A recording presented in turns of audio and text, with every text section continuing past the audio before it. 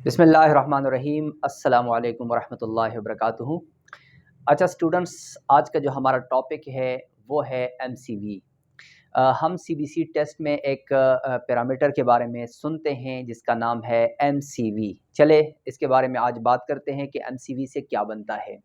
MCV से बनता है मीन करपस्कुलर वॉल्यूम या मीन सेल वॉल्यूम। ठीक है। एमसीवी का मतलब क्या है कि एमसीवी इंडिकेट करता है कि हमारे एक आरबीसीज का साइज कितना है। ठीक है, यानी indicate the size of each RBCs, ये एमसीवी हमें ये बताता है।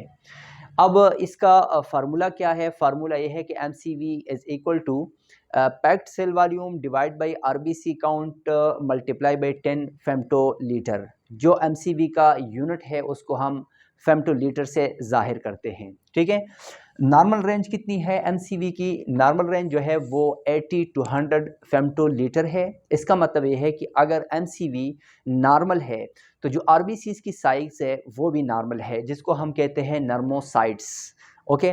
अब हम आते हैं कि अगर लेट फॉर एग्जांपल हमारे पास एमसीवी की जो साइज़ है अगर वो हाई होता है, यानी मीन सेल वॉल्यूम अगर हाई है, जो इसकी रेंज है, तो हाई एमसीवी में क्या होता है कि जो फेम्टोलीटर है, यानी मोर देन 100 फेम्टोलीटर, जिसको हम कहते हैं मैक्रोसाइट्स। इसका मतलब ये है कि जो आरबीसीज का साइज़ है वो बड़ा है, जिसको मैक्रोसाइट्स भी कहते हैं।